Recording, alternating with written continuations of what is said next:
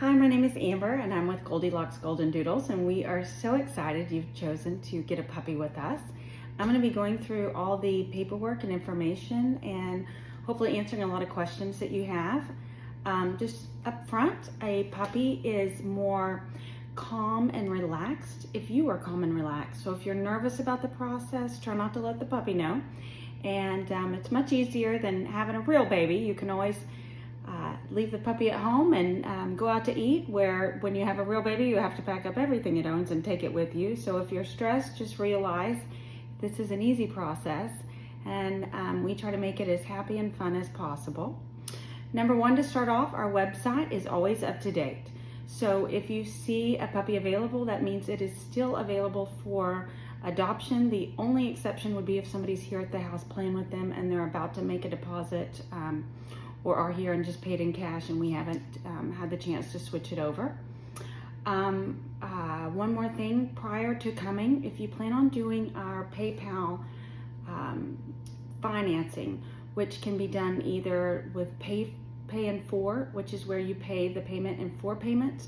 You can also do financing to pay it out over like 20 to 21 months, or you can do 6 months, same as cash with PayPal.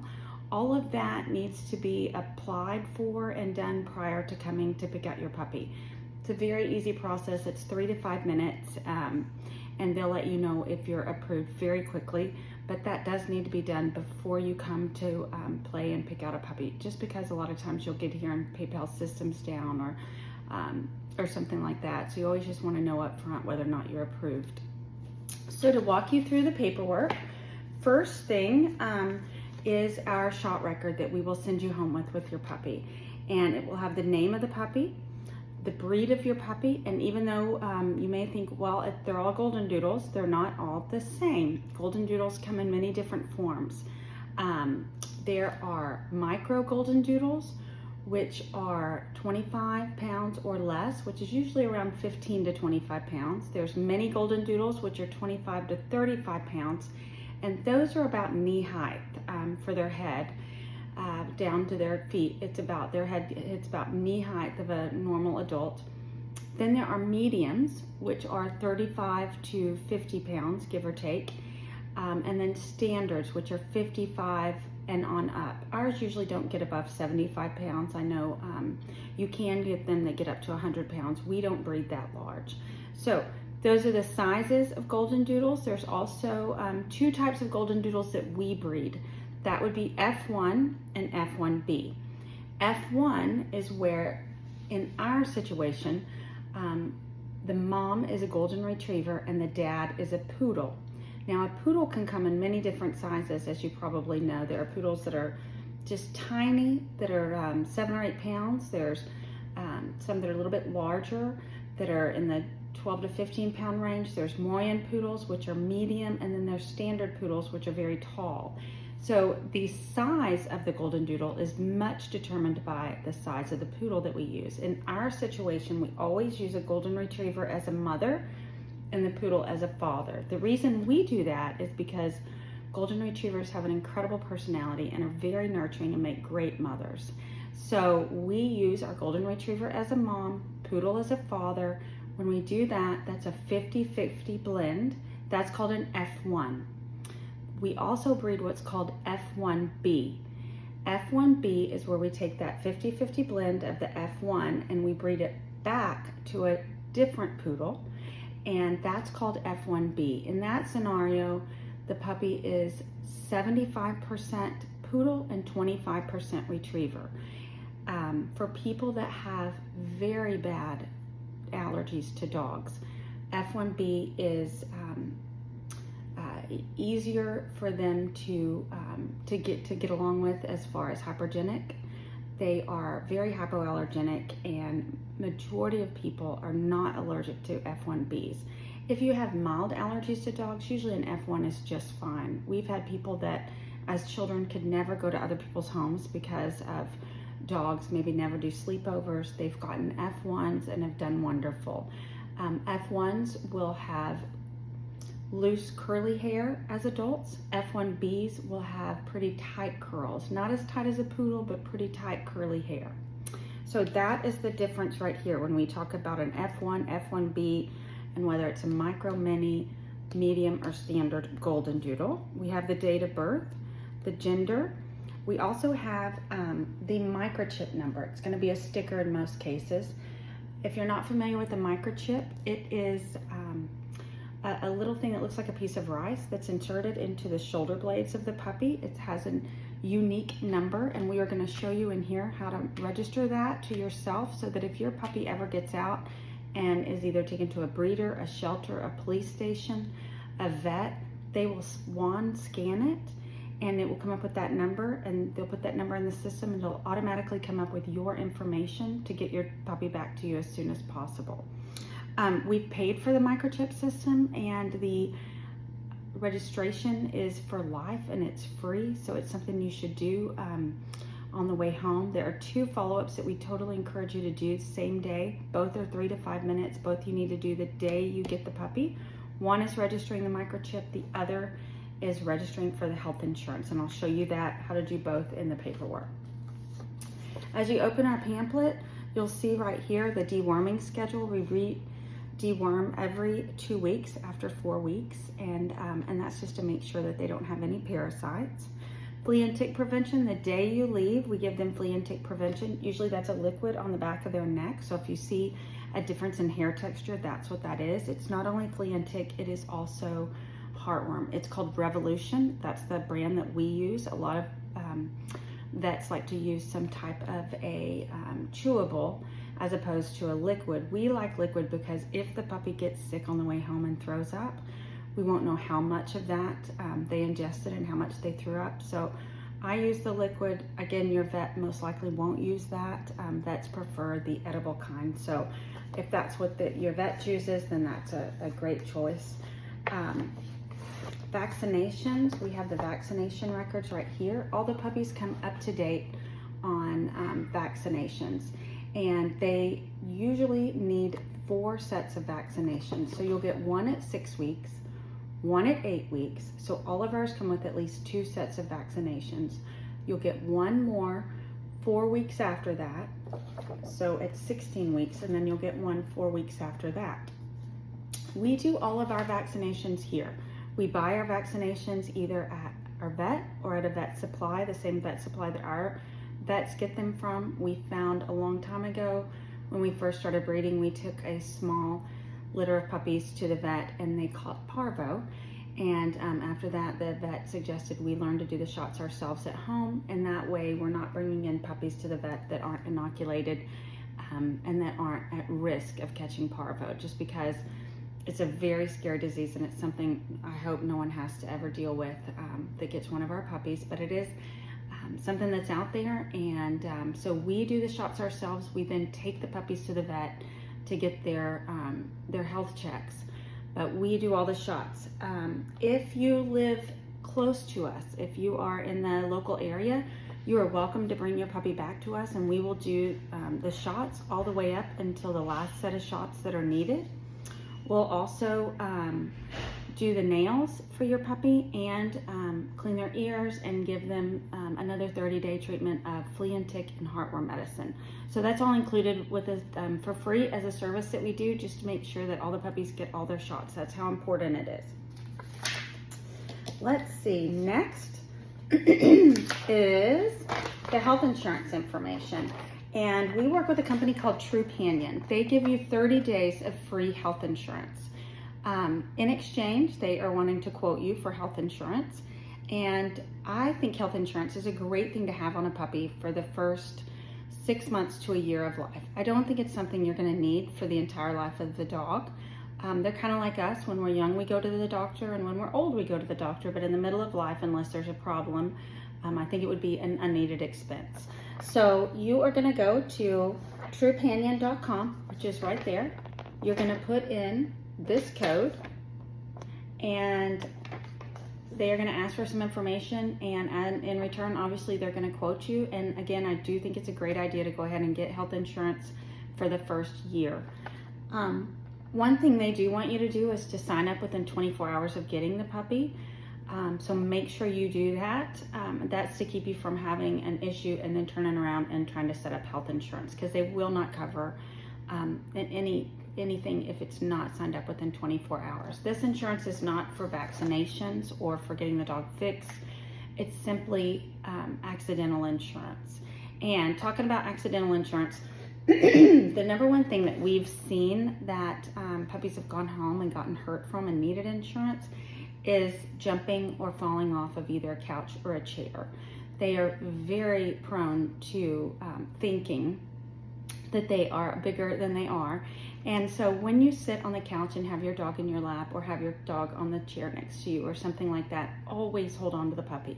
Never let them have the freedom to jump, because we've had many that did that and hurt their leg, and that's the number one injury that we see from puppies at the young age when they leave. So be careful with that. Let's see, just to remind you, all of our pups come with the 30 days of free health insurance, 1 year of genetic health guarantee, and that genetic health guarantee covers anything they were born with. So all of our parents are health tested, so we feel very confident about our genetic testing and about our health guarantee. However, these are live animals, so as just out of careful participation, we do give the 1 year genetic health guarantee, and understand if there's something we can fix, we'll pay to fix it. If not, we'll replace the puppy. 99% of the time we never have issues, but it's there in case you need it. All of our puppies come up to date on shots based on their birthday. Again, they're all microchipped. We start the crate training process. That's always something that's very helpful, and something that they will need to be reminded of and continue doing even at your house. And they all come, like we talked about, with the 30 days of flea and tick and heartworm medication that we put on their neck. We work with a company called US Service Animals, and you should get a card like this when you get a puppy from us. You can scan this right here. This will give you 15% off to become to help register your pet as an emotional support animal.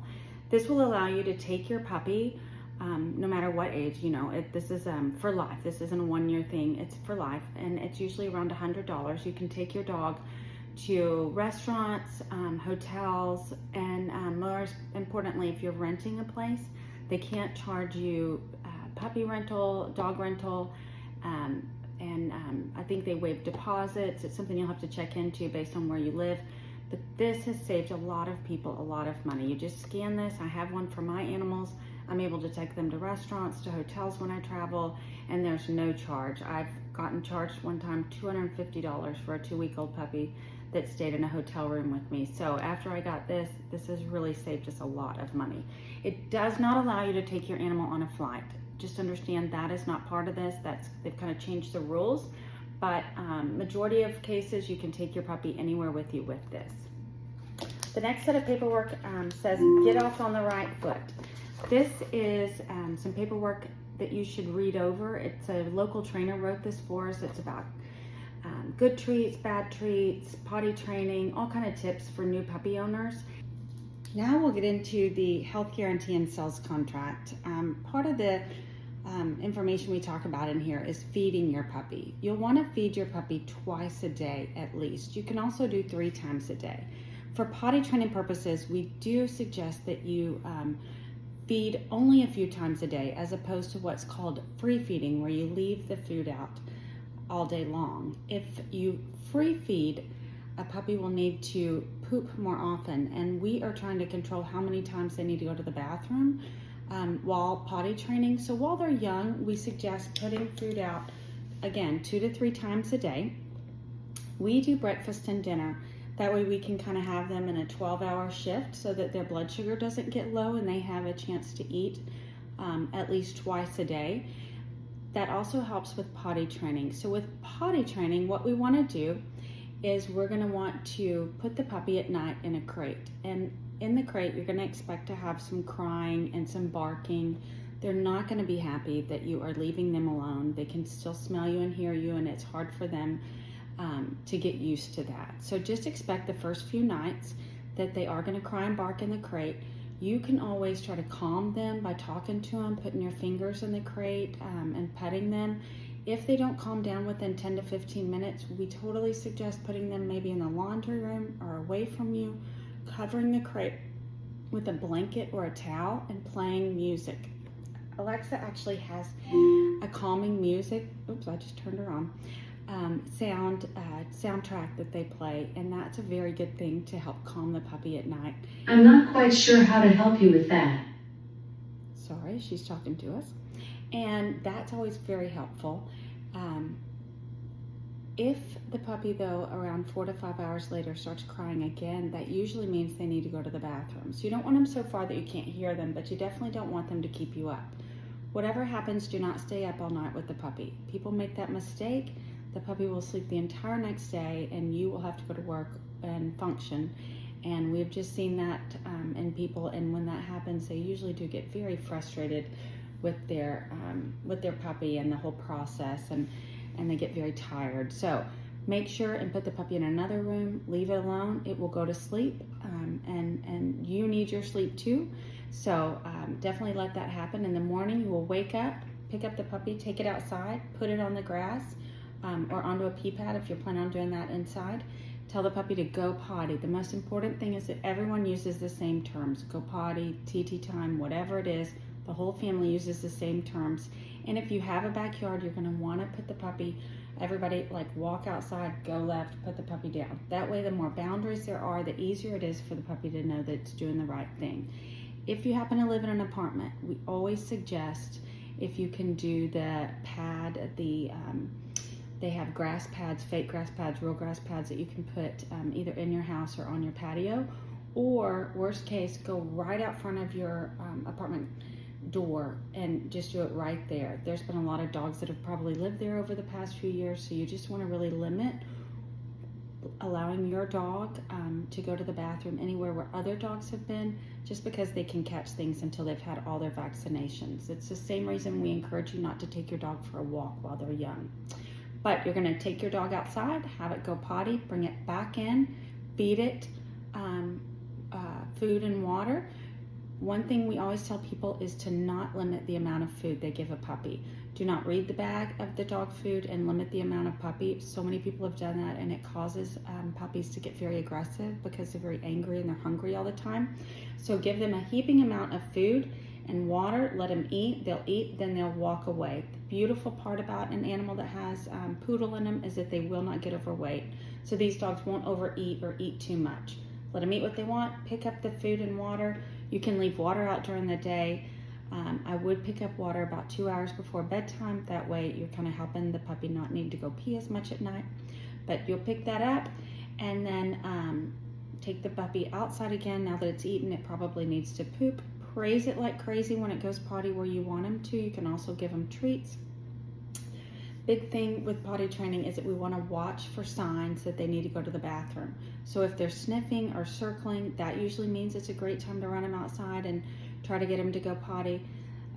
These dogs are pleasers, so the more that you praise them while they're outside going to the bathroom, the more they get it, the quicker they get it, and the faster they get trained. If they go in the house, tell them no, pick them up, take them outside and say go potty. If you are not actively watching the puppy, which means, let's say the whole family's sitting around watching a movie, or you're cooking dinner and you're not watching the puppy, in that case, put the puppy in its crate. I know this, some people think this sounds mean. They end up loving their crates. First they hate it. By the few weeks, you'll notice you can't find the puppy. It'll be asleep in its crate. But you want to put the puppy in their crate if you're not actively watching them.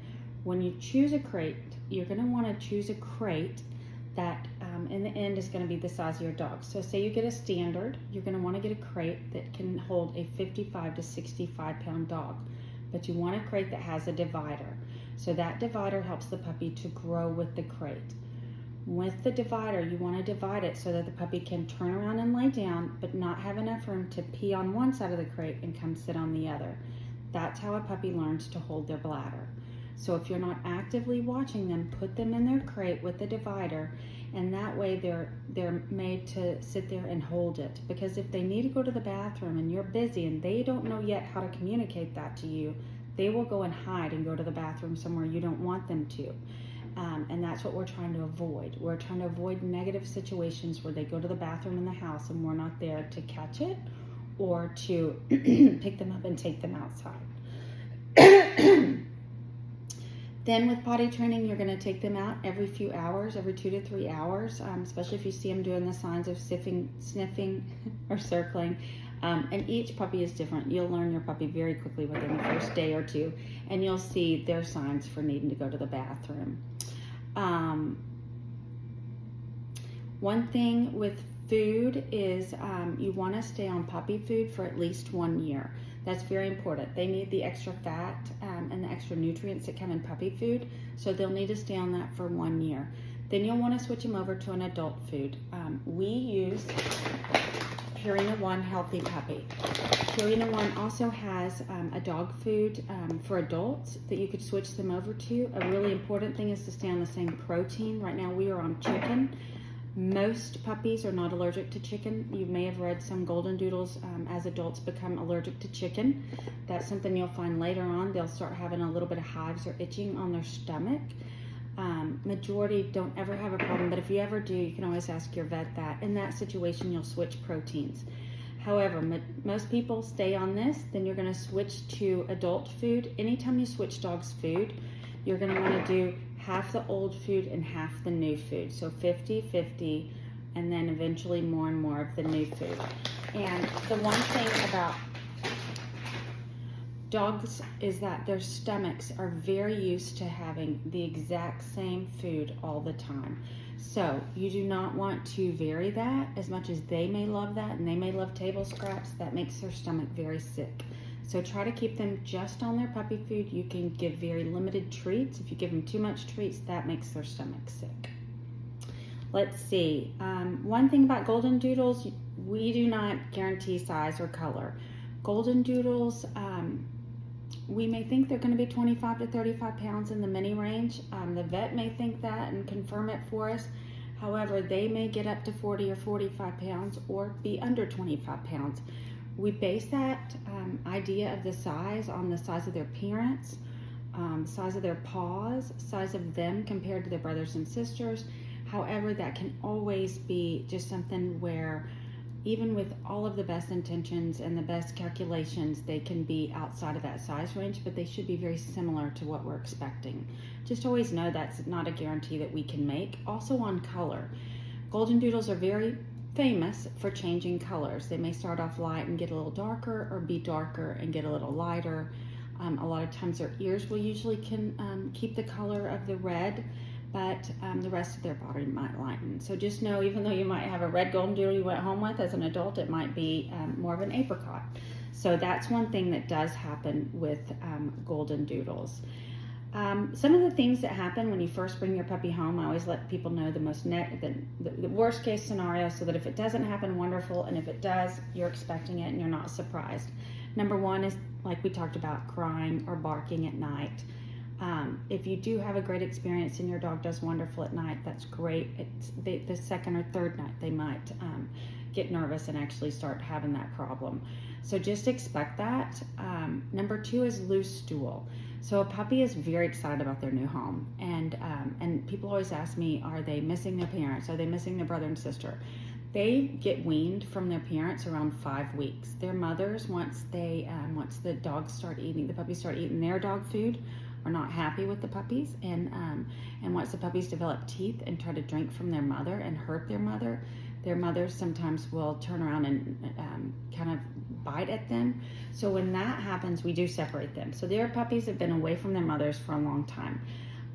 We have reunited puppies and mothers months later and years later, and they never seem to have a bond to know from our experience. So I don't believe they miss their mother.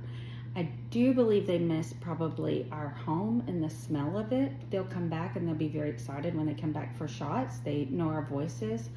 I do also believe they probably do miss being with their siblings. So we send home what's called an anxiety puppy to help calm them at night, and that has a little heartbeat. I'll show you that in a minute. That is something we use to try to help calm their transition to the new home. The other thing is they are very excited about their new home and their new experience with you. And I always equate this with us getting a new job. We're very excited, but we're a little nervous and our bellies show it. So theirs do too. So expect a little loose stool, and that's just out of the transition of nervousness and change, car rides, things they're not used to. We're going to send you home with a little bit of medicine for anxiety and for their belly. We want you to use that medicine whether they have diarrhea or not, but just expect that they might have some loose stool. They also might throw up once or twice a day. When I would worry is if your puppy is not playful, is not running around, does not seem happy, and is just not active. And I always encourage everyone before you run to the vet for any problems, unless it's just you feel like it's an emergency, please call or text me.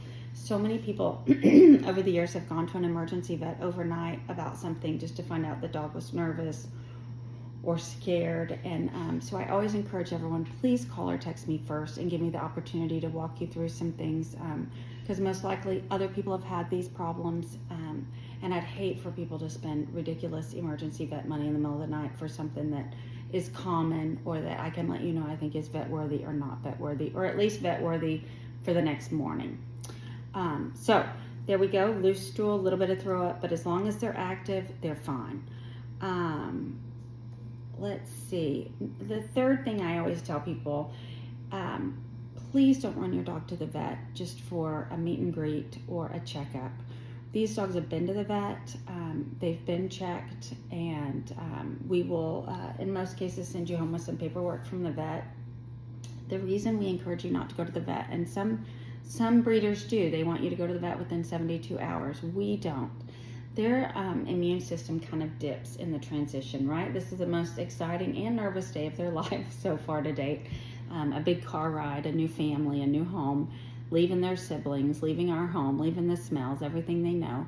And so the thought of taking them into a situation where there are sick puppies, it's almost like taking your kids to the pediatrician. You're always scared of what they might come home with more than what they came in with. So we always encourage you to wait, especially wait until after you're done with the medicines that we send home, because even if the dog maybe has loose stool more than 5 days, at least we can say, okay, we've tried 5 days of the first set of medication that a doctor would give you anyhow for loose stool.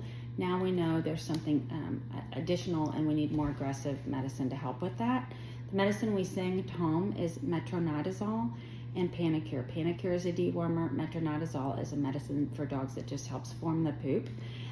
Both of those are used not because diarrhea is just disgusting. It's more that they can get dehydrated, and we don't want a dog that's dehydrated. A puppy that gets dehydrated will quit eating, and then it's a long process of going to the vet and getting them some liquids and feeling better to get them eating. So we encourage you, please don't go to the vet within the first 5 days if you don't have to. If it's not an emergency, let it wait. We really encourage you to wait until either it's time for shots or the dog is seriously sick. The vet is a wonderful place for adult dogs, but for puppies, it's just a breeding place for parvo, kennel cough, so many things. The only place we've ever caught parvo was at the vet. If you can imagine, people take their dogs to the vet, and on the way in, the dog throws up and has diarrhea out front in the grass. They bring it in, it tests positive for parvo, and if you don't know what parvo is, it's an awful disease, or it's I don't know that it's a disease, it's a parasite, but it kills 50% on average of animals that catch it. It's something that only young puppies get. Cats can get it, other animals, coyotes get it. So it is something that can be out in the community as well, which is another reason we ask that you don't take your dog out into the public too much until they've had all their shots. But the most common place to get it is at the grass at the vet. So even when you do take your puppy to the vet, always walk on cement. Don't walk in the grass, and don't let your puppy walk in the grass at the vet. The sun kills everything on cement, so it's the safest place for them. There we go. There's all my warnings up front. Let's see. We've talked about the 1-year puppy warranty, the genetic guarantee, puppy parasites. I always like to bring up puppy parasites. They're a gross thought, right? Giardia, coccidia, worms. Puppies catch things. They can catch them here. They can catch them in the soil. It's not uncommon for puppies to get worms or parasites. 90% of puppies do get them, but we treat every 2 weeks. We treat like crazy to try to prevent them. We do the best that we can. We don't let them go unless they've had a clear review from our vet saying that they don't have anything. But just so you know, if your puppy ever does get any type of parasite, it's usually a 1 to 3 days of medication from the vet, and we will always encourage you to, if their belly is kind of inflamed from that, to go on more of a mild diet, and you can call us and we'll walk you through that. If you ever have this issue, just know that it's not something that if they lick your face or anything like that, that they can't transfer parasites to people. That doesn't work that way. We can't go out and dig in the dirt, lick our paws or our hands and end up with a parasite, but they can very easily. It's just their bellies are built different than ours. But we've had clients that left, and unfortunately puppies like to eat rabbit poop or squirrel poop, and nobody deworms the rabbits or the squirrels, and so they'll end up with parasites, and then the puppy gets it. The most wonderful thing is that adult dogs, for the most part, don't get parasites like that. Their bellies are more advanced. The other thing is, once a dog is on monthly heartworm medication, which is something that's required here in the South because of our mosquitoes for heartworm, once they're on that, it kills all types of parasites. So monthly they'll be getting something to kill parasites. And just as a note, if you're not familiar with a heartworm is a parasite that is carried in mosquitoes. And so a mosquito will bite a dog that has heartworms, ingest that, go and bite your dog and give it heartworms. And heartworm is a parasite that's more aggressive than just the normal Giardia, coccidia, or worms that are in the soil, or worm eggs. And so we combat that by doing a monthly or quarterly, now they have some medicine that your vet, once you go, will not let you leave without, which is a good thing. And so up north and other areas where mosquitoes aren't as prevalent, they don't have this problem, but here in the South we do. So we do treat our dogs monthly with that. There is that. Next is the microchip that we were talking about that goes between their shoulder blades. Here in our paperwork on page 2, I'm just going to show you this. We'll always either highlight or circle this. This is the website you're going to go to. It's freechipregistry.com. We encourage you to read this paragraph, which will help you to answer all the questions about registering your microchip. Again, it's 3 to 5 minutes. Probably whoever's not driving on the way home, if there's an extra person with you, they can do this and register for the health insurance. Very easy. Your responsibilities, we always encourage everybody to not take their puppy to parks, which would be dog parks, pet stores, or even go on walks until you've had 4 sets of shots, and even wait about a week or 2 after that to make sure that they're effective. So most vets will say don't take your dogs in public till 5 months.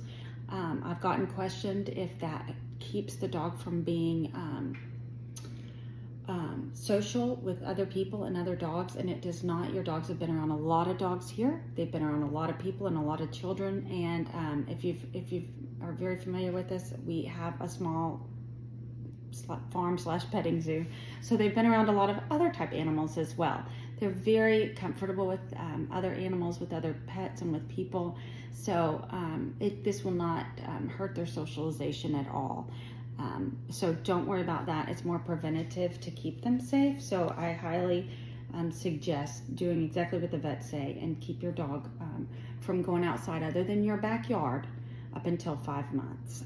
If you have family members that have dogs, you're fine to go to their house, or they're fine to come to yours. I just wouldn't take your dog for a walk. You don't know if everyone in your neighborhood gets shots. You also don't know what all animals have been in your front yard going to the bathroom, and so it's just a better thing to keep them safe. Preventative medicine, like I said, we send everybody home with this, and what you're going to do is once a day.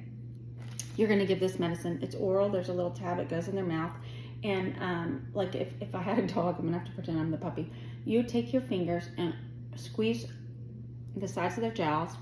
It forces their mouth open, and you'll squirt about half of this in there, and then hold their head up and hold it closed until they swallow. Otherwise, they'll spit it out. Then you'll squirt the other half. With medicine, we always do it with food. So make sure that the dog has eaten. So I always suggest doing this with dinner. So make sure the dog's eaten a decent amount, then do the medicine. If you're having problems with your dog eating, please don't give them the medicine. This is only for if they're eating great. If not, wait till they're eating good. If you are having any problems with your puppy eating, we always send everybody home with a can of wet food. So you're not gonna wanna just give them straight wet food. You're gonna get a spoonful, mix it in with the food, and that usually will encourage them to eat. It's very important that your puppy starts eating within, like, say 12 hours of coming home, because we don't want their blood sugar to get low. So make sure you do that. If your dog eats fine, if your puppy eats fine from coming home, save this until a time that you might need it. But either way, with this medicine, I want you to use it whether or not your dog has diarrhea. So start it the day, I'd start either that evening or the day after, and do it for 5 days. You're gonna have 5 bottles of medicine. It's gonna help your puppy have a very strong transition. We have had such great response from this. Our vet is a breeder, and he sends everyone home with this, and he just has a much easier transition on the belly with this than without it. So there you go. Again, it's metronidazole, which helps form the poop, and Panicure, which is just a general dewormer, just to kill anything they might get into. Since your soil is going to be a little different than ours, might have different parasites. So we're just making sure that they don't catch anything during that time when their immune system dips a little. Let's see, return policy. All of our sales are final. Our deposits are non-refundable, and the payment for the puppy is non-refundable. And normally we do not take the puppies back, only because we have little tiny puppies here that haven't had shots. So we don't want to expose them to a dog that's kind of been out in the real world or the big world.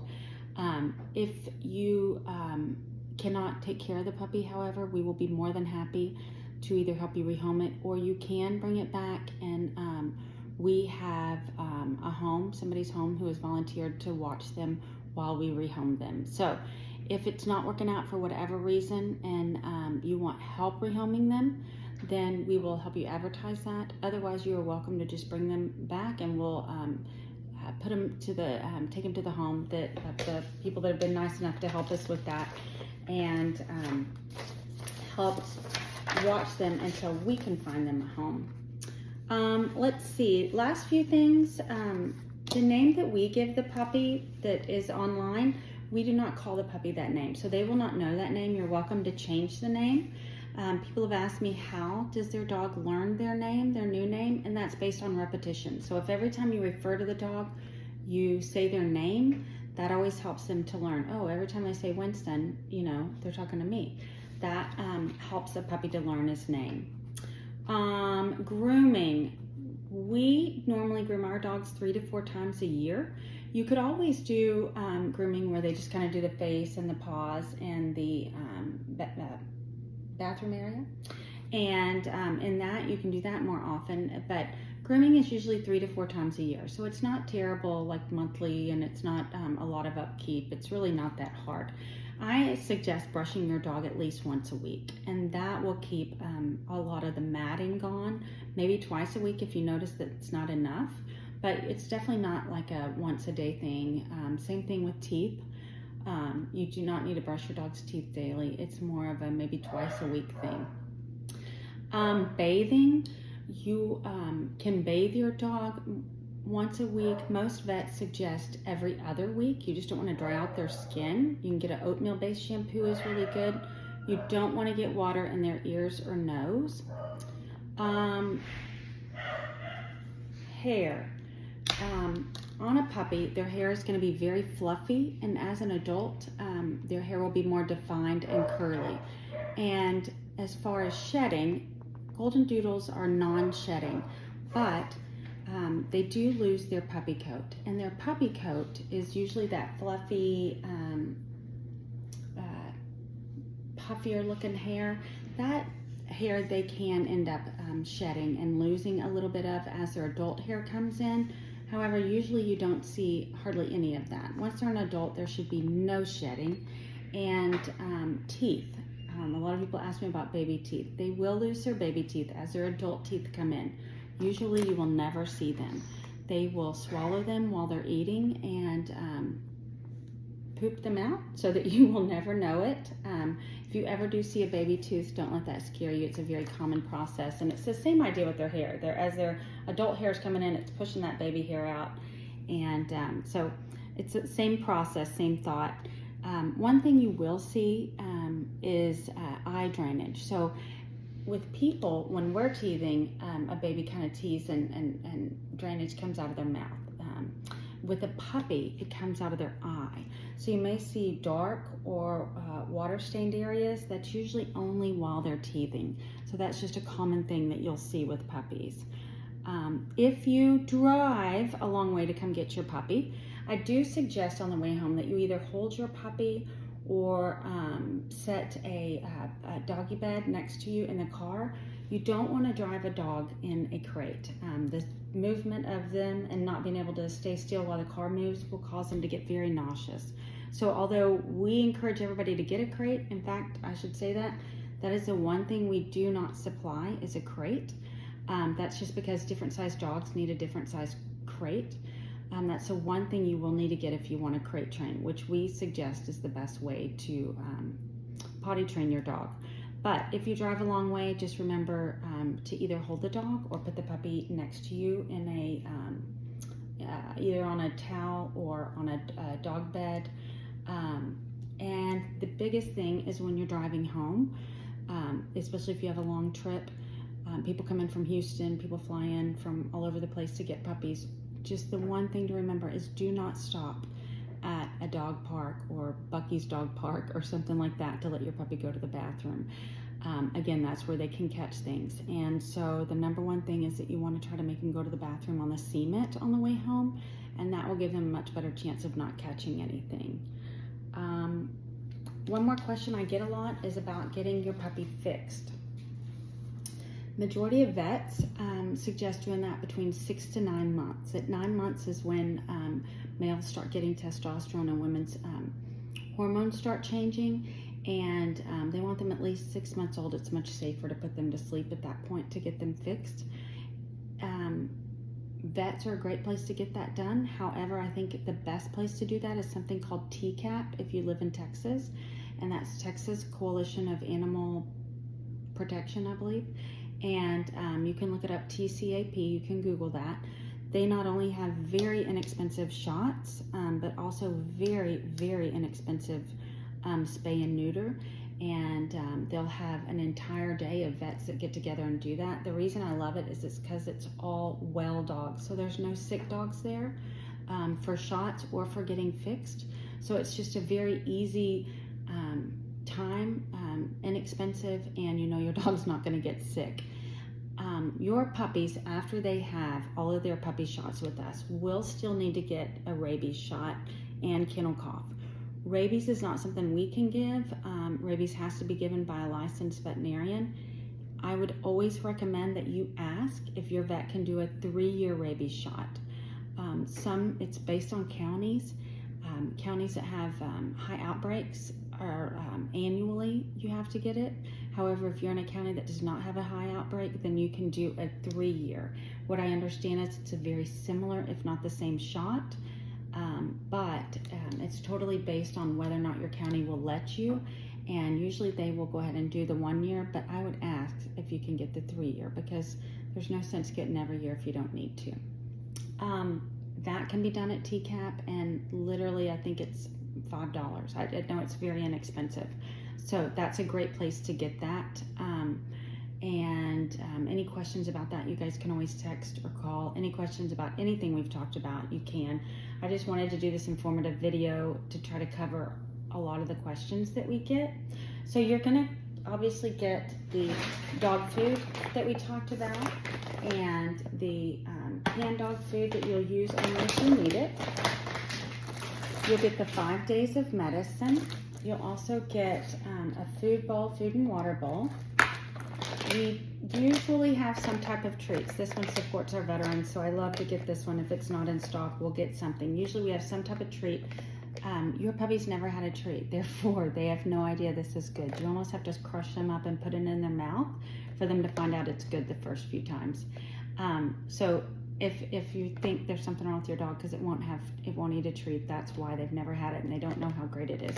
However, you want to really limit this because this will make their stomach sick if they have too many. So just a few a day, especially when they go potty or if you're teaching them to sit. Then they're great resources for that. We send everybody home with some puppy pads, and these are good to use if you want to do pee pad training in your house. If not, they're great for riding in the car on the way home to sit the puppy on. These puppies are old enough that they will not pee in your lap, but it's a good thing just to have in case they get nervous or throw up or anything like that. The other thing is, even if you are having them do potty training outside, this is a great thing to have for near the back door on a rainy day or something where they won't go outside. So we send you home with that. We'll send you home with lots of chew toys. One thing puppies do love is to chew on things. We always encourage them that it's okay to chew because they need to be able to do that for their teething, but they need to chew on the right things. So always tell them no if they try to chew on fingers, toes, shoes, furniture, and then immediately hand them something that is safe to chew on. We also send everyone home with some type of a leash and collar, and you can put that on your dog to get them used to it even though we're not going for a walk yet. And then every puppy comes with what we talked about, the anxiety puppy, and you can unzip the puppy right here, and they come with a heartbeat. You put some batteries in here and it'll feel like a heartbeat, turn it on. Put this in there, zip it up, and put this with the puppy at night. And of course, all the puppies come with their own dog bed. I think I've covered everything that I can think of. If you have any questions or anything else, please let us know. We're so excited to have you as part of our Goldilocks Golden Doodles family, and anything at all that you need, we're here for you for the life of the puppy. So we're here to be supportive until you're ready for your next puppy. Thank you for everything.